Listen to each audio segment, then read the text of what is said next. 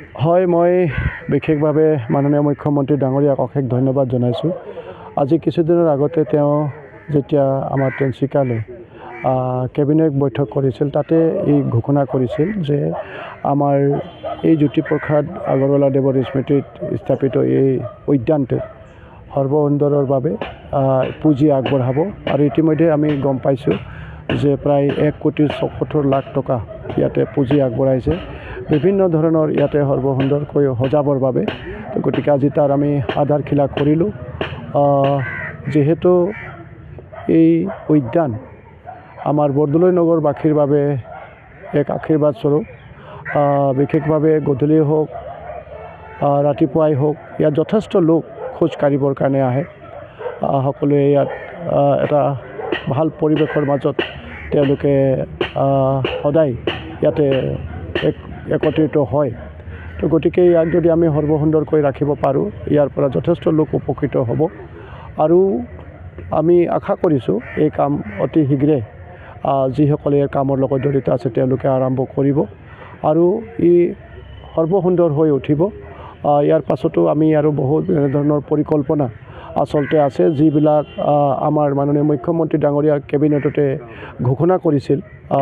সেই কামসমূহ ইতিমধ্যে আমাৰ দহোৱাৰ যোগেদি কিছু কাম হ'ব আৰু কিছুমান PWDৰ যোগেদি হ'ব। এই কামটো দহোৱাৰ যোগেদি ইতিমধ্যে তেওঁলোকে টেণ্ডাৰ কৰিছে আৰু কেইবাটাও কাম আছে, কিছু কাম দহোৱাই কৰিব। তো গতিকে মই আশা কৰিছোঁ যিদৰে আমাৰ মাল্টিপাৰ্পজ কাৰ পাৰ্কিং এটা আছে, এই কামো ইতিমধ্যে আগবাঢ়িছে। আমি মাটিৰ কাৰণে মাটি আগবঢ়াই দিছোঁ। আমাৰ এটা ISBTৰ কাৰণে আছিলে 50 কোটি টকা, তাৰ কাৰণেও ইতিমধ্যে আমি মাটি পাবৰ কাৰণে সক্ষম হৈছোঁ। লজিষ্টিক হাব এটা আছে, সেইটো 50 কোটি টকাৰ, তাৰ কাৰণেও আমি ইতিমধ্যে মাটিৰ কাৰণে আমি আগবাঢ়িছোঁ। তো গতিকে গোটেইকেইটা কাম আমি আশা কৰিছোঁ যে 2025 চনতে আমি আৰম্ভ কৰিব পাৰিম আৰু সমাপ্ত কৰিব পাৰিম। তো গতিকে মই সকলো তিনিচুকীয়াবাসীৰ সহায় সহযোগিতা কামনা কৰিছোঁ, যাতে তিনিচুকীয়াখনক সৰ্বসুন্দৰ কৰাৰ ক্ষেত্ৰত আমি সকলোৰে সহযোগিতা পাম। হয়, মই বিশেষভাৱে মাননীয় মুখ্যমন্ত্ৰী ডাঙৰীয়াক অশেষ ধন্যবাদ জনাইছোঁ।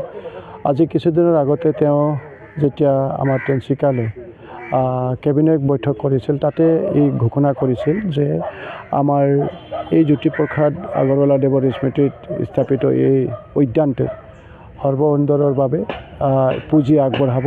আৰু ইতিমধ্যে আমি গম পাইছোঁ যে প্ৰায় 1,74,00,000 টকা ইয়াতে পুঁজি আগবঢ়াইছে বিভিন্ন ধৰণৰ ইয়াতে সৰ্বসুন্দৰকৈ সজাবৰ বাবে। গতিকে আজি তাৰ আমি আধাৰশিলা কৰিলোঁ। যিহেতু এই উদ্যান আমাৰ বৰদলৈ নগৰবাসীৰ বাবে এক আশীৰ্বাদ স্বৰূপ। বিশেষভাৱে গধূলি হওক ৰাতিপুৱাই হওক ইয়াত যথেষ্ট লোক খোজ কাঢ়িবৰ কাৰণে আহে।